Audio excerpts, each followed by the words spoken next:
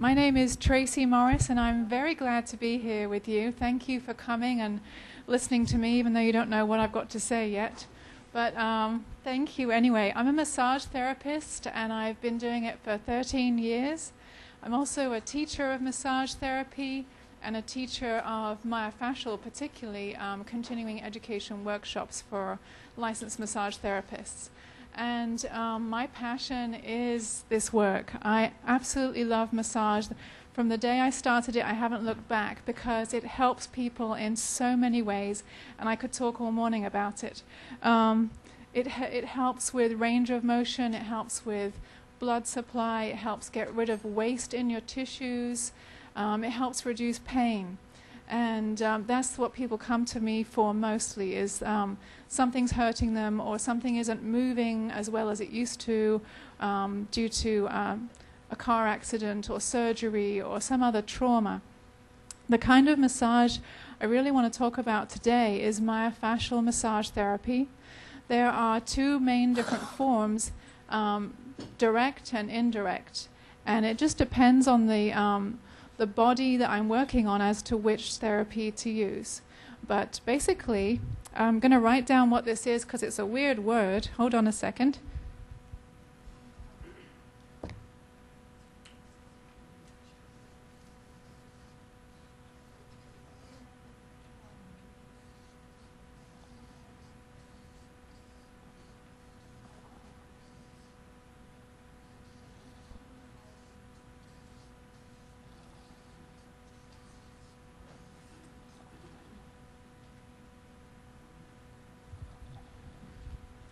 So it's called myofascial massage.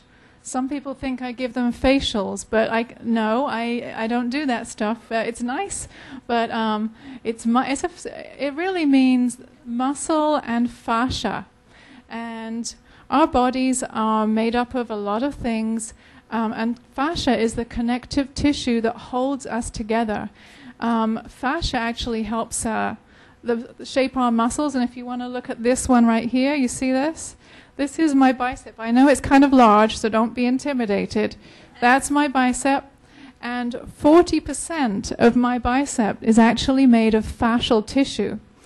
If you've ever prepared chicken, and you peel off the skin off of a chicken, you'll find underneath the skin there's this strong film of this white stuff. And it's just annoying. You don't want it on there. You kind of try and get it off. Or you've had chicken tenders and there's this gristly bit going down the middle, and that's not very palatable either. That is fascia. Tendons and all the connective tissue that runs around a muscle, around every nerve fiber, every organ, every bone, everything you can think of that is soft tissue in your body is covered by fascia. And it just helps us move and holds us up. Without fascia, I wouldn't be here. I'd be a pile of bones and flesh just on the floor, because it provides tensile strength and mobility. Fascia also helps. I'll just give a demonstration here. Hold on. If I hold out my arm, can you hear me if I just talk like this for a second? Yeah? Oh, thank you. If I hold out my arm here, you can see when I push my hand over the skin moves. If I didn't have fascia, this would be stuck. And in some cases, when there is injury or disease or just long periods of not moving it, it will get stuck. And so what myofascial massage does is it removes the restrictions or reduces the restrictions in the fascia so that you can move more and move more easily and also have less pain. Because a lot of times when you're not moving, muscle tissue gets tight and the fascia gets stuck, layers and layers get stuck on each other, and that causes pain and inflammation. So the myofascial massage its purpose is to reduce the pain, to increase range and ease of motion. Sometimes myofascial massage, particularly the way I do it most often, is intense. So it's always important. I want to let you know, if you go looking for a myofascial massage therapist, I have some information that I'll hand out at the end. You can go to our website and there's different places to look. But you want to make sure that your massage therapist is a licensed massage therapist and that they have training in myofascial massage.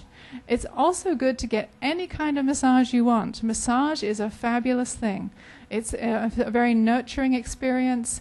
There's nothing that can replace human touch to another person because we all need it. We're all made to support each other. Now I forgot where I was. Were you guys paying attention? Where was I? Oh, thank you. Thank you very much. So, yeah, human touch is nurturing.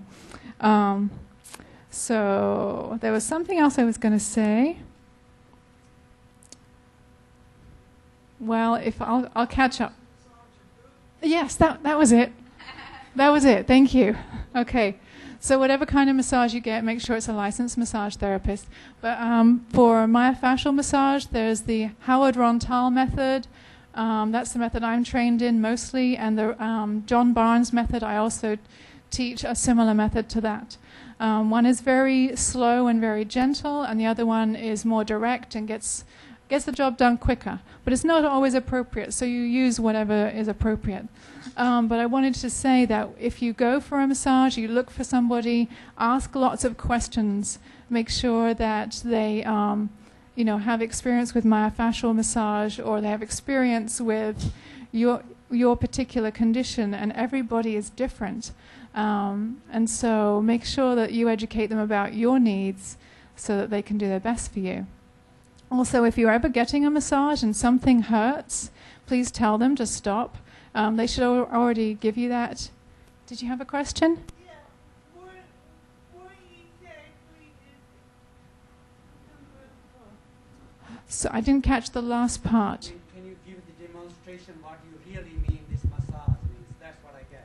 Oh, you want me to demonstrate it? what is it?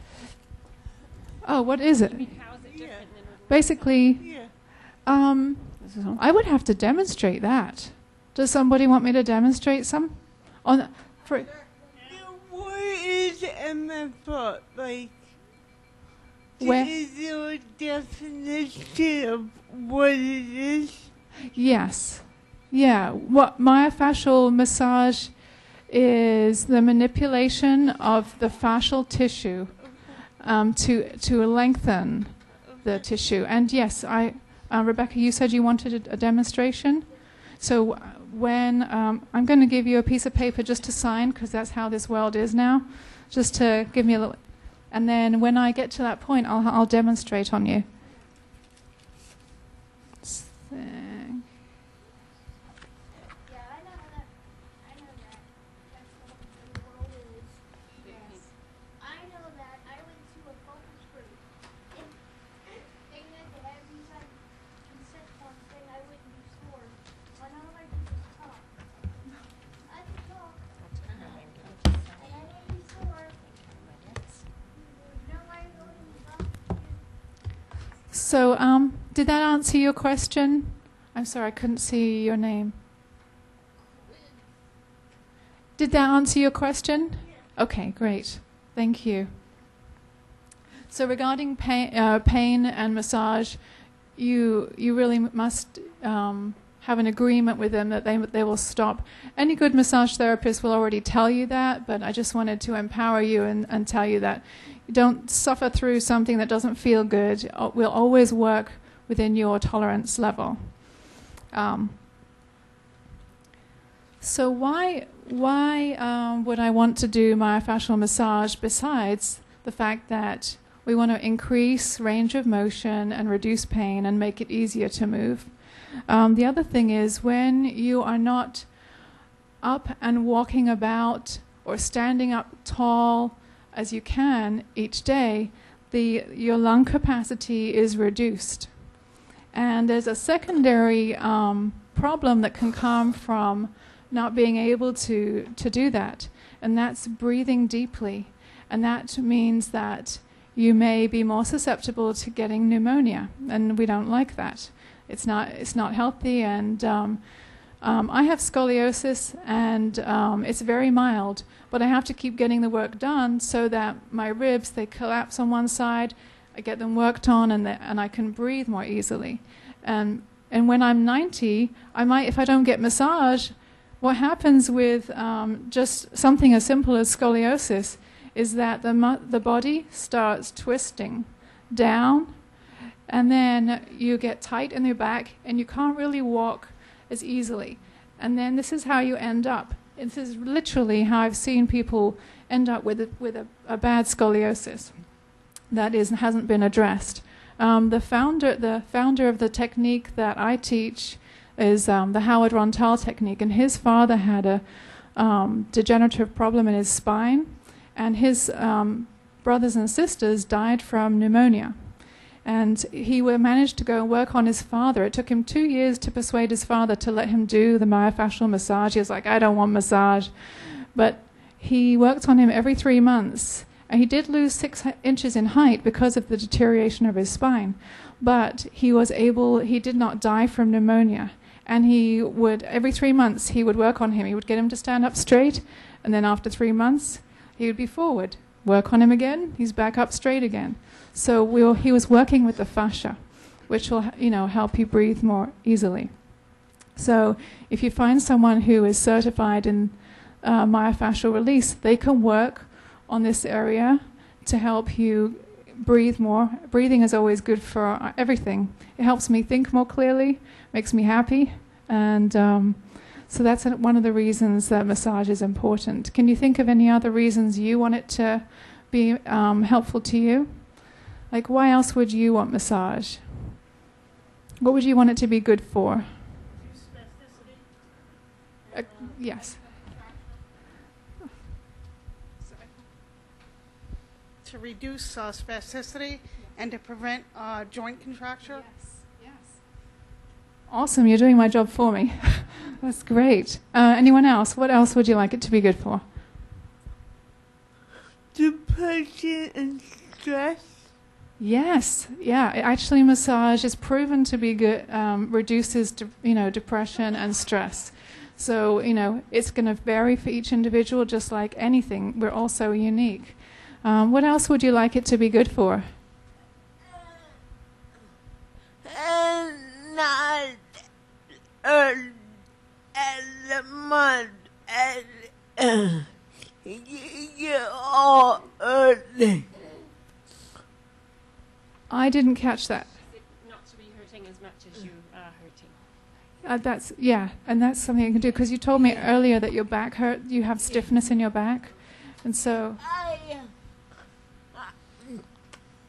I really did not want to get the going of that operation, but they forced me, and So you didn't want to get the operation. Oh, okay, yeah.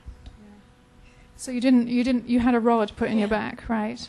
And so you didn't want it, but they told me if I did not have it done, my breathing will get bad.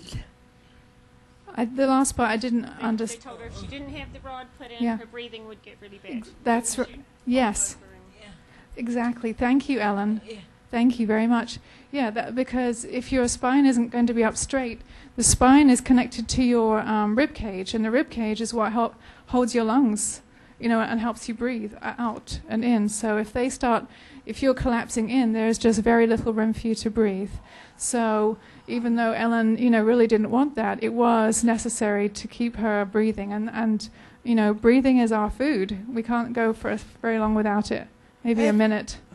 I don't know. So I have a question. He has the microphone already. A couple times when I've been massaging, I find that after my massage, I have a lot more tremor, and that's probably because look, I depend on having a kind of plasticity to like control my muscles from spasming.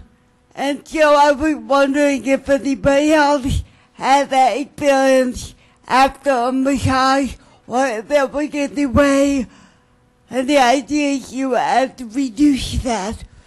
So what you were asking me, what you were saying is that after a massage you have more tremors, Yeah, and yes, that can happen because Yeah. sometimes your muscles are hyperexcitable, the nerves are hyperexcitable, and so that touch will make you tremor more.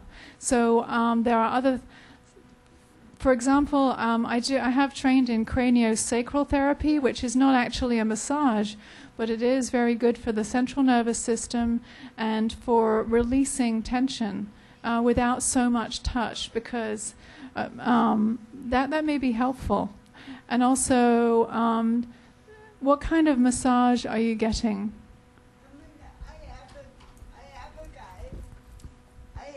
I haven't done any massage therapy, but like a couple times I've had random massages, and that's been the effect. So it was just a general massage? Yeah, and the person may not have experience with that. So if I was to massage you and I found that the muscles were tremoring, I may just do a little protocol that helps to reduce muscle spasm. I may use ice. Sometimes, ice can reduce muscle spasm because it reduces the sensitivity at the time, so then I could get the work done. Also, I may just go in very, very slowly with a very light touch. It would just take time to, find the right person to work with you, but I think it could be done. Thank you. Thanks for your question. Yes? You mentioned craniosacral. I recently started that. I get a headache Oh, sorry. for about 10 minutes. Is that because blood has rushed to my head? I- Anything I can do? I missed the first part of your question. After a massage, I get a headache for about 10 minutes. Is that because blood has rushed to my head? Anything I can do? It may be that the blood is going to your head, but it shouldn't really give you a headache. It might just be that what massage does is it does rush blood around your body, but it also brings the waste products around. So you can get a headache from the junk and toxins in your body. So drinking water, the day before, make sure you hydrate, drink some, flush out the junk in your body, and then after a massage again continue to drink, and you may find that it's reduced that. Because I used to get there was a period where I'd get headaches. I'd have a lovely massage and I'm like, I don't like this because I'm getting a headache, this is no fun. Yes, so that may help, just drinking plenty the day before. Okay, great. Yes, You mentioned craniosacral. I recently started that. great. And I do find it really helpful.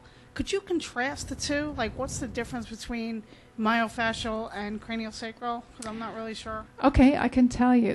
The difference is the way we go about releasing the fascial tissue, because craniosacral therapy really addresses the membranes in the brain and in the sacrum and everything between. But it can also be done to all over the body. It's done with a very light touch, only just a tiny bit of pressure above and below the area in specific ways. Myofascial massage is more of we're pushing the tissue and stretching it, so it's deeper and there's more touch involved. Could I potentially do both treatments type of treatment? Absolutely. You think, okay, one does complement the other. It's not a really duplication. It's not, no. Okay. I mean, I think both is great because myofascial massage is more direct to the superficial fascia, your joints and such, and the craniosacral therapy is directed more to the central nervous system and the membranes in your brain and in the pelvis. It can be used on other parts of the body, because I had a car accident 2 years ago where my chest got broken and I had a some other trauma to my head. That's why I'm wearing sunglasses. It's not because I think I look cool that way. I just wear sunglasses, otherwise I'm going to get a headache if I don't. But so I had the craniosacral therapy done to release some of the tension in my neck from the whiplash, and also something that got twisted in my pelvis. But he did work on my knee, and with barely touching it, he actually helped my knee get back into place. It is truly amazing because there's like no pressure involved at all, and you say to yourself, how is this working? And then they finish and it's like, wow, it's amazing. It's craniosacral therapy gives the body, you go in and you just give it a little clue as to where it needs to go. It's like saying, hey, here I am to help you. Now you do your thing, because the body is amazingly intelligent, and it always tries to find a way to heal.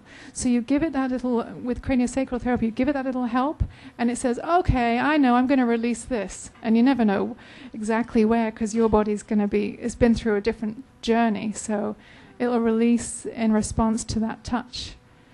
Discovered that's amazing is Biofreeze. Oh, I just used it last night. I had a migraine yesterday, spraying it all over. Amazing. Good. Biofreeze helps. Biofreeze is like a spray on or a rub on, just topical pain relief lotion. Do you have another question? Yeah.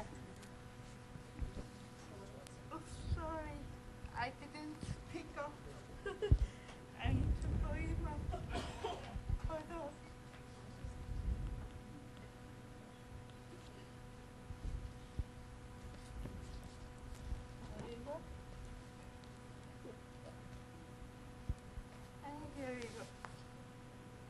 Numbness in my left side of my face.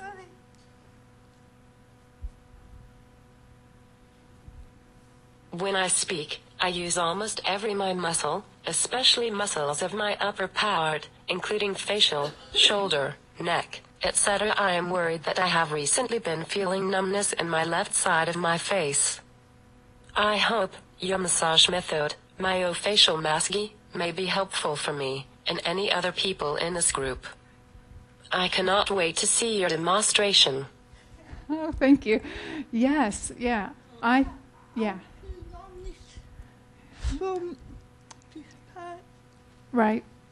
That would make sense. And when we talk in general, it's surprising when I do craniosacral on people, some of them want to talk through the session, and I'm like, just relax. But they're talking, and when I'm touching the back of their head doing the release, they're talking away, and there's all these muscles just moving in the back of their neck. There's such a lot going on when you're talking, all through your neck and even in here. And if your breathing isn't released through here, you're using a lot of these muscles to breathe when you talk. And that comes all the way up to here. So yes, it makes sense that if you're using a lot of energy to do that, there's a bunch of nerves that come underneath here that can get tight and cause numbness. And craniosacral therapy, myofascial massage would be a good start. Would be a very good start. Yeah. So, does anyone else have that kind of problem? Do you find yes? Yeah. Yeah. So that's massage is fabulous, but I'm kind of a fan of myofascial massage, as you can tell, because it does work so quickly for my clients. Yeah. I feel like when I'm hurting so much, if somebody can walk on me. You feel like when you're hurting so much, someone's walking on you, or you want someone to walk on you? I want someone to walk on me. To work on you? Yeah. No, walk. Walk, yeah. Yes. Well, I don't do that, but I could probably make you feel better without doing that. Because I feel lie down in my bed. You feel like that lying down in your bed? In the bed. Yeah. I'm sorry. Yeah, that's because getting into a hot tub. Into a hot tub. Hot tub. That you feel better in a hot tub, or are you hurt? I feel like I need to again. You need to get in a hot tub? Yeah, That would really bad. Yeah, that would be good. Yeah. You can also use hot packs. The ones that are filled with grain are safest. I don't like electrical pads because people can leave them on too long. So, do you think maybe a hot pack that you can put in the microwave and put a towel between you and it and just lay on it for 10 minutes? You know where to get them. You will have to, if you email me, I will try and find a place that sells them. I just buy them from craft fairs. But, I know, CVS has some little ones to go around your neck, but you could put it along your back. And CVS has, they're about this big. And they're very nice because it provides moist heat. And moist heating baths are better for you. They transfer the heat into the muscle and they soothe the muscle more than just electric heating pad. I'm not a fan of those because people have gotten burned from leaving them on too long. So you have to be careful of that.